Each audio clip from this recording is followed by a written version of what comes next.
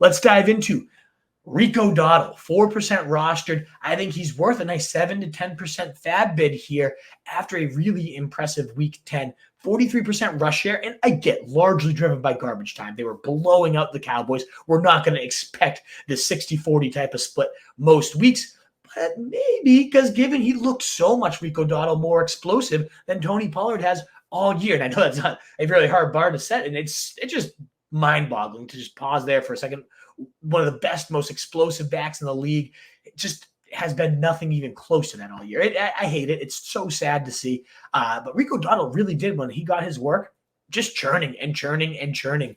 He is now one of the most elite handcuffs here, with benefits now too, potentially, given that they get Carolina on deck. So I don't think most weeks you're going to be able to rely on Rico Dowdle to use, but in a week like this, where there is tons of top 12 running backs on bye, it's the position hit by the hardest by far this week. You might need a desperation plug and play with some upside for more, and they get Carolina, the Cowboys.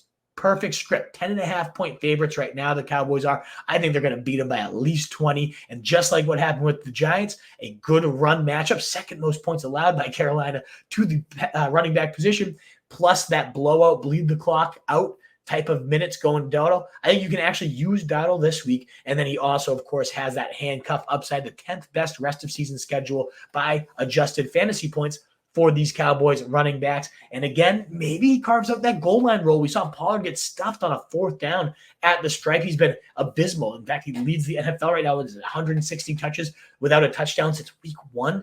It's been bad, a horrendous stretch there. But Dowdle, when he got his number called at the stripe, pounded it right in. So maybe that's a role he can carve out for himself for sure.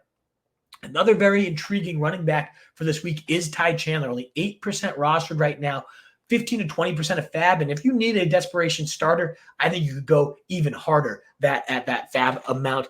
Even before Alexander Mattison was concussed, we saw 30 snaps go to Madison, 17 for Chandler, but both had seen 8 touches, 8 carries, and then 2 targets did go to Madison. But then when he got knocked out, 75% of the snaps, 70% of the rush attempts, 67% of the routes went to Ty Chandler. He became the featured back for this Vikings team.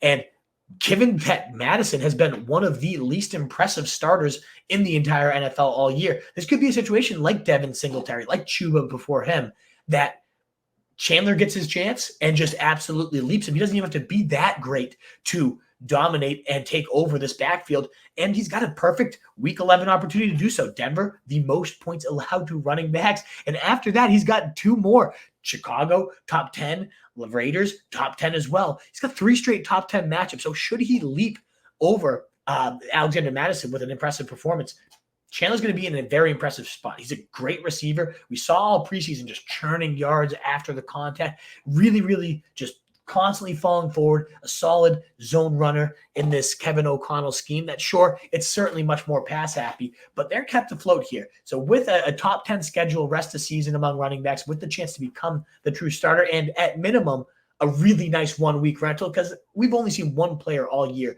clear concussion protocol that same week. So you got to expect Chandler starting, and to me, he'll be a top 25 running back play. If nothing more, that's worth a ton of value, but I really could see him taking over this backfield. And that goes to tell you, this is actually a pretty impressive waiver wire week, considering he's right in the middle of the pack for me. But there are situations, if you're more running back needy, especially running back now needy, I only have one other running back that you could really start next week ahead of him. So definitely Ty Chandler, a really intriguing pickup this week. I have to go to my weekly reminder. I won't spend a ton of time on this because I talk about these 2 guys every single week, but we're at the point. So we're just talking about Rico Dowdle. We're getting those handcuffs and trying to maximize that last season run of upside. If something happens to either Ken Walker or Derrick Henry, we're going to have a RB1 on our hand with either Zach Charbonnet or Tyjae Spears. But which one should you prefer? If you had the only choice of one of them, I got to lean Tyjae Spears, and it's mostly just schedule driven. The Titans have the 4th easiest running back schedule for here on out. It makes Derrick Henry, who I know everybody wants to hate right now, and I kind of do too, makes him an intriguing buy low. You got the December Derrick Henry narrative. You got juicy slate all for the schedule for him. But should he go down, Tyjae Spears has looked so explosive. 5 carries, nearly 20 yards this last week, 42 yards on his 4 catches. That's where he's really doing his damage. Yet again, another feather in his cap of out-snapping Derrick Henry, 61% of the snaps compared to 41% of the snaps for Derrick Henry. Almost every single, all the 2-minute snaps, all the long down and distance, all the pass catching work is going here to Tyjae Spears. So it is still handcuffed with benefits. The benefits are a little bit capped in this shitty offense, but ultimately we could see Tyjae Spears taking it over a beautiful playoff schedule. So he's my preferred handcuff and really my number one handcuff in fantasy football right now is Tyjae Spears. Charbonnet, meanwhile, has the 3rd hardest schedule for running backs. So yeah, even if something happens to Kenneth Walker, he's not going to be in the ideal spots. But man, what an every down beast he could be. This last week, 6 carries, 44 yards. That's a whopping, almost 8 yards a pop there. Considering Kenneth Walker, 3.3 yards a carry, didn't look great. He had that 164-yard reception where he scored and saved his fantasy day. But this was 3 straight weeks of Kenneth Walker nearly busting until he broke that in the 3rd quarter there. Meanwhile, Charbonnet churning every time he gets that rock, 4 catches for 18 yards as well. For him, 11 opportunities were a season high. He yet again, for the 3rd straight week, out-snapped Ken Walker. I get it. We don't get points for snaps, but getting that field time, continuing to impress with it, continuing to get the praise of Pete Carroll each and every week.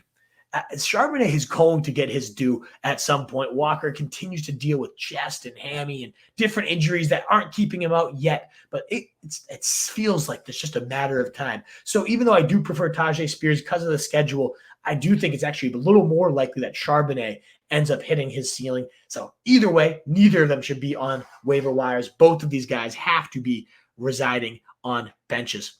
What is up, you fantasy wolf? Thanks so much for tuning in. If you haven't already, share your thoughts in the comments, check out some more videos, and join the newest Wolfpack by subscribing below.